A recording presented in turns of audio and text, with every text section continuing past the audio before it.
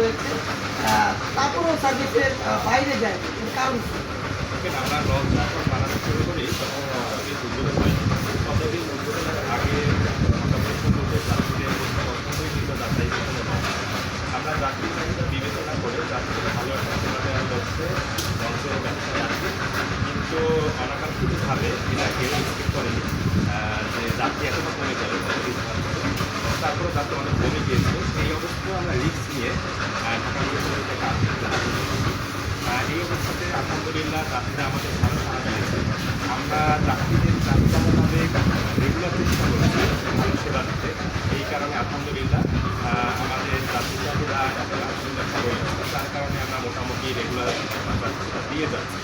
মাঝে মাঝে যাত্রী অনেক কম হচ্ছে, এটা ঠিক, কিন্তু তারপরেও আমরা আমাদের নিজেদের দিক বিবেচনা না করে তার প্রতি বিবেচনা না করে আমরা চাচ্ছি যাতে যাত্রীরা ভালো সেবা পায়। ভালো সেবা যদি আমরা দিতে পারি তাহলে ভবিষ্যতে দেখা যাবে যাত্রীরা পুনরায় আবার লঞ্চের প্রতি আগ্রহী হয়।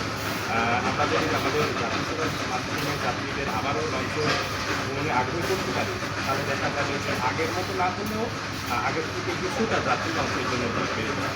বরিশালের এক কথা বলা যায় সবচেয়ে জনপ্রিয় লঞ্চ হচ্ছে এমকান ৭। তারও বরিশাল মানুষের যারা যাত্রী রয়েছে, একটা অভিযোগ রয়েছে আপনার যে ভিআইপি বিলাস গাড়ি ট্রেন রয়েছে তার ভাড়াটা অন্যান্য লঞ্চের থেকে বেশি, কারণ কি?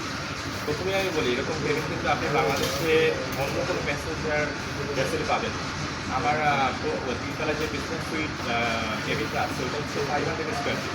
আপনি 5 স্টার একটা হোটেলে যদি এরকম সুইট রুম নেন দ্যাট মিনস আপনার 20,000 টাকা দিতে হবে। আমি এখানে এখন 50,000 টাকা। এখানে আপনার আমরা এখন দিচ্ছি হচ্ছে 10-12%। তাহলে আপনি যদি পার পার্সন 1,000 টাকা করে ধরেন তাহলে কিন্তু 12,000 টাকা হয়।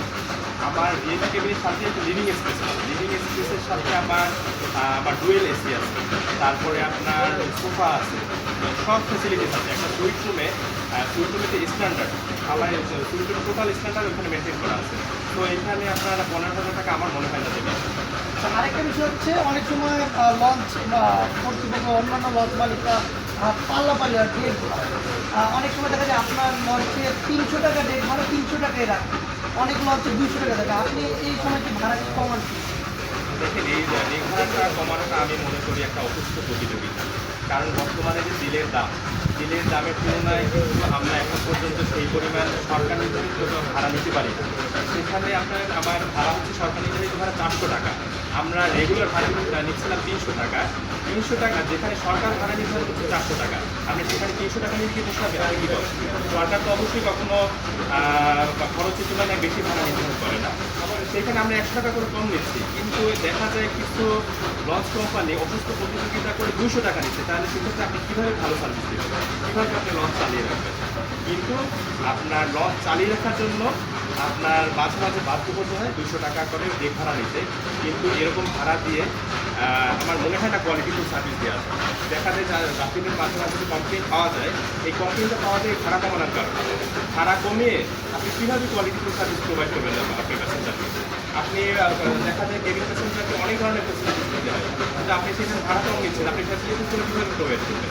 আপনি আজকে কালকে নিজে আপনি বেয়ার করলেন, কিন্তু 2 দিনের পর তো আর আপনি নিজ থেকে বেয়ার করতে পারবেন না। অবশ্যই তো আপনার লঞ্চ থেকে একটা অ্যামাউন্ট আসতে হবে, তার জন্য আপনি খরচ করতে পারবেন। তাহলে আমার মনে হয় যে এরকম অসুস্থ প্রতিযোগিতা করা উচিত না। সবারই উচিত সার্ভিস মেনটেন করা। সার্ভিস মেনটেন করলে যাত্রীরা আপনাকে বেছে নেবে যে আপনি ভালো না আপনি খারাপ। মানে আপনি টাকা কমিয়ে এরকম কখনোই উচিত না যে যাত্রীদের আকৃষ্ট করে। বরিশালবাসীরা জানতে চাচ্ছে এমকান ৭ হচ্ছে একটি লঞ্চ রয়েছে, আরেকটি লঞ্চ আছে? আমাদের প্ল্যান করা আছে, যদি যাত্রীদের ডিমান্ড থাকে আসলেও আসতে পারে। বরিশালবাসীদের জন্য সুখবর, যদি এরকম ডিমান্ড থাকে, যেমন জনপ্রিয়তা হয়ে উঠছে এবং প্রতিনিয়ত সার্ভিস দিয়ে আসছে এমকান ৭ লঞ্চ, যদি এই ধারাবাহিকতা অব্যাহত থাকে যাত্রীদের, তাহলে এমকান ৭ আরেকটি লঞ্চ আসতে পারে।